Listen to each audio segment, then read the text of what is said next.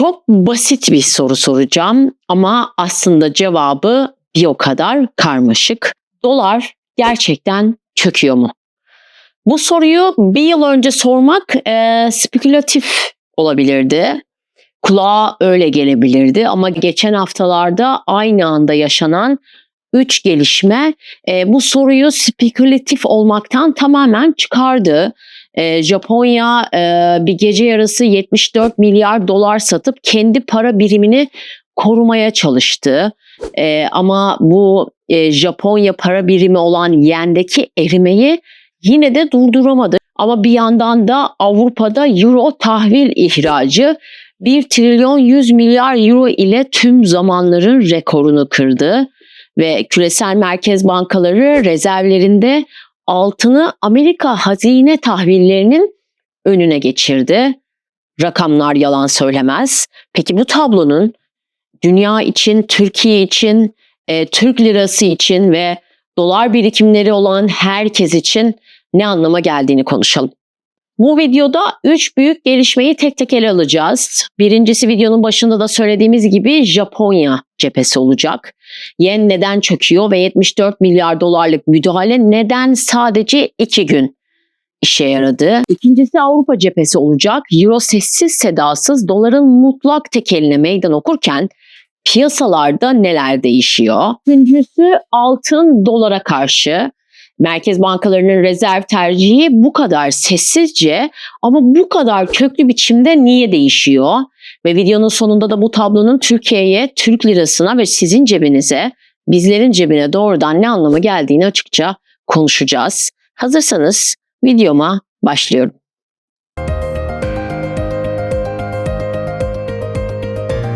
Amerika'dan herkese selamlar. Umarım herkes iyidir. Önce kısa bir temel atalım videoya. Dolar 10 yıllar boyunca küresel rezerv para birimi olarak tartışmasız bir egemenlik kurdu. Evet, petrol dolarla fiyatlandırıldı. Ülkeler borç dolarla aldı. Kriz zamanlarında herkes dolara koştu. Bu düzen 1900 yıllardan bu yana böyle sürdü ama bu egemenlik hiç bu kadar sorgulanmamıştı açıkçası. Federal Reserve yani Amerikan Merkez Bankası 2022-2023 arasında faizleri tarihi bir hızla arttırdı ve enflasyonu frenlemek içindi ve kısmen de başardı diyebiliriz. Bedeli ağır oldu. Amerika'nın yıllık net faiz ödemesi 1 trilyon doları aştı ve bu rakam artık ülkenin savunma bütçesini de geçiyor diyelim. Son günlerde Amerika'nın savunma bütçesini çok konuşuyoruz diye bu örneği veriyorum. Böyle düşünürsek bir ülke borçlarının faizini ödemek için savunmasından daha fazla para harcıyor diyebiliriz ve Trump yönetiminin agresif büyüme ve vergi politikalarıyla Fed'in yüksek faiz politikası karşı karşıya geldi ve ekonomistlerin büyük çoğunluğu bu hedefi gerçekçi bulmadı ve Fed'in bağımsız kalması gerektiğini vurguluyorlar genel olarak ve bu gerginlik bir yanda yüksek faiz politikası, öte yanda da siyasi büyüme baskısı piyasalarda belirsizliği körükledikçe körükledi ve bu belirsizliğin tam ortasında 3 şey aynı anda patladı diyelim. Kısa bir ara vereceğim. Bu analiz videolarımı tek başıma hazırlıyorum. Tek başıma bir hazırlık süreci, tek başıma montaj süreci ve ondan sonraki yaptığımız kanaldaki bütün editlemeleri ben tek başıma yapmaya çalışıyorum. Eğer bu içerik de sizin için değerliyse videoyu beğenmeyi ve kanalıma abone olmayı lütfen unutmayın. Gerçekten çok önemli benim için. Like atmanız bu videoların daha fazla kişiye ulaşmasını sağlayacak.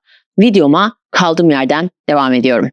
3 cephe demiştik. Birinci cephe Japonya. Japon parası yeni son 5 yılda dolara karşı yaklaşık %31 değer kaybetti ve bu rakam küçük görünebilir ama şöyle düşünürsek dünyanın 3. büyük ekonomisinin para birimi 5 yılda 3'te 1'ini eritmiş durumda ve bu bir döviz çöküşü. Yavaş, sessiz ama etkisi gerçekten muazzam görünüyor. Japonya Merkez Bankası neredeyse 20 yıl aradan sonra ilk kez faizleri ciddi biçimde arttırdı. Teoride yüksek faiz yine güç katmalıydı aslında ama katmadı. Yen düşmeye devam ediyor. Çünkü Japonya'nın borç yükü milli gelirin yaklaşık 2,5 katı kadar ve faiz artırımı da sınırlı kalıyor haliyle. Zaten şöyle küçük bir bütçeniz olduğunu bile düşünürsek ne kadar arttırabilirsin ki geri ödemek zorunda olduğun bir ton borcum varken kendimiz açısından bile böyle düşünebiliriz. Basite indirgemeye çalıştığımızda. Tam bu örneğin üzerine de piyasalar beklenmedik bir gelişmeyle sarsıldı. Japonya Merkez Bankası gece saatlerinde yani Tokyo piyasaları kapanmışken dünyanın büyük bölümü uykudayken hatta dolar piyasasına doğrudan müdahale etti ve 74 milyar dolar harcadı. Bu rakam Türkiye'nin toplam brüt rezervlerinin neredeyse yarısına denk. Peki sonra ne oldu? Yen 2 gün toparladı evet ama sonradan yeniden gerilemeye başladı. Yani 74 milyar dolar 2 günlük bir nefes aldırdı diyebiliriz ama rakamlar gerçekten yalan söylemiyor. Bu müdahale kalıcı bir çözüm değil. Bir panik yönetimiydi bence ve bu panik yönetiminin kendisi piyasalara çok net bir mesaj verdi aslında subliminal olarak. Yen üzerindeki baskı artık kontrol altında değildi mesaj. Bu bizi doğrudan ikinci cepheye getiriyor. İkinci cephede çok daha sessiz ama belki de çok daha kalıcı olan Avrupa. Japonya dolar satıyor ama Avrupa dolara güveni daha sinsi bir şekilde zedeliyor. Dolar almayı bırakıyor, durduruyor. Geçen yıl Avrupa'da Euro cinsinden tahvil ihracı tüm zamanların rekorunu kırdı. 1 trilyon 100 milyar euro. Yıllık artış %50 gibi ve bu rakamı somutlaştırmak gerekirse Amazon bile geçen yıl 14,5 milyar euro borçlandı. Dolar değil euro diyorum çünkü Amerika'nın en büyük şirketlerinden biri Avrupa para birimiyle borçlanmayı tercih etti. Buradan da bir mesaj okuyabiliriz. Bu küçük bir teknik detay gibi görünüyor ama aslında değil. Kriz dönemlerinde yatırımcılar tarihsel olarak hep dolara ve İsviçre frangına koşardı ama artık dengeler değişiyor demek bu. Küresel piyasalar tüm yumurtaları artık sepete koymaktan yoruldu. Yatırımcılar ve dev şirketler artık ne olursa olsun dolara kaçalım demiyorlar. Euro'yu doların karşısında güçlü bir alternatif, sistemi dengeleyen ikinci bir kale olarak konumlandırmışlar belli ki. Bu doların rezerv statüsünü anında bitirmiyor tabii ki ama doların egemenliğini besleyen bu kriz döneminde biricik güvenli liman etkisini zayıflatmışa benziyor ve bu zayıflama yavaş ama birikmeli ilerliyor. Eğer enflasyon yavaş yanan bir ateşse Euro'nun da yükselişi o ateşin altında konan odun diyebiliriz. Hemen alevlenmiyor ama yanmaya devam ediyor.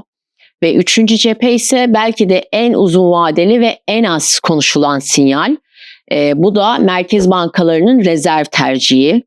Şu an küresel merkez bankalarının yeni eklenen fazla rezervlerinde altın payı %27'ye ulaştı. Amerika hazine tahvillerinin payı ise %22'ye geriledi. Bu iki rakamı bir arada okursak stratejik alımlarda altın dolar cinsinden borç senetlerini geçti.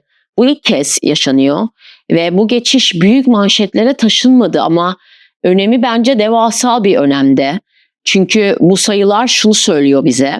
Dünya merkez bankaları kasaya koydukları yeni birikimleri artık Amerika tahvilinden uzaklaştırıp altına yönlendiriyor. Bu tercih bir kaza değil aslında. Çin, Hindistan, Körfez ülkeleri hepsi aynı yönde hareket ediyor. Yani bu hareketin altında sessiz bir endişe var. Amerika'nın borç yükü sürdürülebilir mi sorusu. Bu sorunun kesin cevabını vermek şu an zor, kimse bilmiyor olsa gerek.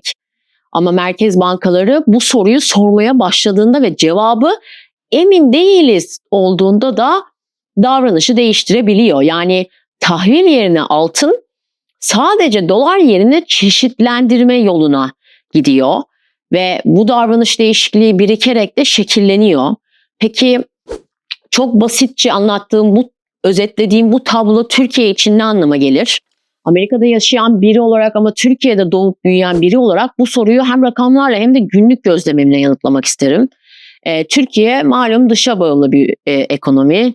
Enerji ithal ediyor, ham madde ithal ediyor. Bu ithalatın büyük bölümü dolarla fiyatlandırılıyor ve dolar değer kaybederse ilk bakışta iyi görünüyor. Çünkü ithalat maliyetleri düşer, enflasyon baskısı birazcık hafifler ama resim bu kadar basit değil. Çünkü Türkiye'nin dış borç yükünün önemli bir kısmı dolar.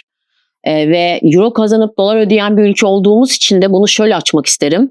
Ülkeye gelen turistlerin bıraktığı eurodan ya da ticari olarak Avrupa Birliği'ndeki ülkelerle çalıştığımızdaki kazandığımız eurodan bahsediyorum. Yani döviz olarak ülkeye bırakılan eurodan bahsediyorum. Yani dolayısıyla euro kazanıp dolar ödeyen bir ülke doların euro karşılığında değer kaybetmesi de Türkiye ekonomisine bir nevi ilaç gibi gelir. Ama bu dengenin ne hızla gerçekleşeceğine ve Fed'in faiz kararlarına bağlı tabii ki. Bunlar birbirine zincirleme bağlı konular. Daha önemli bir mesele var ki eğer dolar gerçekten uzun vadeli bir değer kaybı trendine düşerse küresel ekonomide büyük bir yeniden dengeleme başlar ve bu dönüşüm ilk aşamada gelişmekte olan piyasalara likidite akışı getirebilir. Türkiye de bu piyasalardan biri ama şunu da biliyorum, Türkiye'den izleyenler bunu yorumlarda zaman zaman da dile getiriyor. Bu likidite kalıcı olup olmayacağı da belirsiz ve piyasalar bu süreci genellikle dalgalı yaşıyor ve Amerika'da yaşayan biri olarak şunu söyleyebilirim ki dolar üzerindeki yapısal baskı artık tek bir haberin yarattığı kısa vadeli gerilim değil. Bu bir birikimli bir tablo ve birikimli tablolar da birikmeli kararlar getirebiliyor diyelim. Kısacası son haftalarda yaşanan bu üç gelişme tek tek görülürse sıradan sayılır ama birlikte okunduğunda bu çok daha geniş bir dönüşümün parçası. Daha geniş bir perspektiften baktığımızda, ki bu videoda ben daha geniş bir perspektiften bakmaya çalıştım. Japonya kendi parasını korumak için 74 milyar dolar yakıyor ama yendeki erimeyi durduramıyor. Avrupa euro tahvil ihracatında tüm zamanların rekorunu kırıyor. Euro doların küresel finans sistemindeki alternatifsiz tahtını sallamaya başlıyor. Merkez bankaları altını Amerika tahvillerinin önüne geçiriyor. Yani demem o ki uzun vadeli güven erozyonu başladı ve mesele artık dolar biter mi bitmez mi değil, mesele dolar ne kadar daha tekelci kalacak sorusuna dönüşebilir ve bakalım bu tablo önümüzdeki günlerde nerelere evrilecek? Sizce dolar uzun vadede değer kaybetmeye devam eder mi? Bu değişim Türkiye'yi nasıl etkiler? Yorumlarınızı aşağıya bekliyorum. Buradaki yorumları çok sık takip ediyorum. Ve verdiğiniz feedbacklere göre de gerçekten yanlışım varsa yanlışımı düzeltiyor oluyorum. O yüzden çok değerli. Bu tür analizleri beğendiyseniz videoyu beğenmeyi, yorum bırakmayı ve kanalıma abone olmayı unutmayın. Sevdiğiniz arkadaşlarınızla da paylaşmayı es geçmeyin lütfen. Kendinize iyi bakın. Bir sonraki videoda görüşmek üzere. Hoşça kalın.